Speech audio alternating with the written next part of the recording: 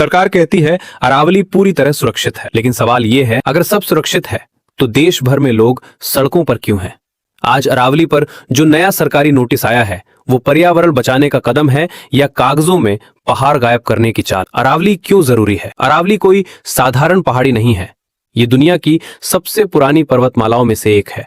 Delhi NCR का natural AC है, बारिश रोकती है, ग्राउंड वाटर रिचार्ज करती है, रेगिस्तान को आगे बढ़ने से रोकती है, और इसलिए अरावली खत्म, एनसीआर रहने लायक नहीं। सरकार का नया नोटिस। असली खेल अब आते हैं सरकार के नए अरावली नोटिस पर। सरकार कहती है हम अरावली में न्यू माइनिंग लीजेस पर रोक लगा रहे हैं। सुनने में अच्छा लगता है, लेकिन असली लाइन पढ़िए। सरकार ने अरावली की नई परिभाषा तय की है जिसमें कहा गया है 100 मीटर से कम ऊंचाई वाली पहाड़ियों को अरावली नहीं माना जाएगा। अब सवाल, अगर पहाड़ को ही पहाड़ मानने से इनकार कर दो तो उसे बचाने की जरूरत ही क्या? 100 मीटर रूल गेम चेंजर या गेम ओवर? 100 मीटर नियम का मतलब समझिए आसान भाषा में। अरावली की बड़ी आबादी 50 से 90 मीटर ऊंचाई वाली है। अब सरकार कहती है ये पहाड़ नहीं है।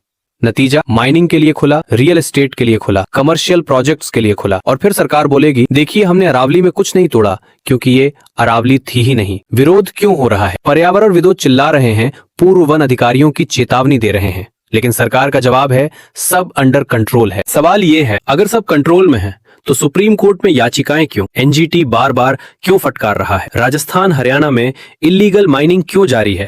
सरकार कहती है नई माइनिंग लीजेस पर बैन है, लेकिन सच्चाई पुरानी माइनिंग चलती रहेगी। एग्जिस्टिंग परमिशंस अनटच्ड, मॉनिटरिंग जमीन पर नहीं फाइलों में, यानी दरवाजा बंद करने का नाटक, खिड़की पूरी खुली। असली सवाल, किसके लिए ये नीति? क्या ये नीति पर्यावरण के लिए है या बिल्डर लॉबी के लिए? क्योंकि जहां पेड़ काटे जाते हैं वहीं लग्जरी फार्म हाउस उगाते हैं और फिर कहा जाता है ये तो डेवलपमेंट है। सीधा सवाल जनता से, सरकार कहती है हम अरावली बचा रहे हैं, लेकिन अगर परिभाषा बदलकर पहाड़ ही मिटा दो तो संरक्षण किस चीज का? सवाल ये नहीं है कि सरकार क्या कह रही है, सवाल ये है क्या आप वो सच देख पा रहे हैं जो कागजों के पीछे छुपाया जा रहा है?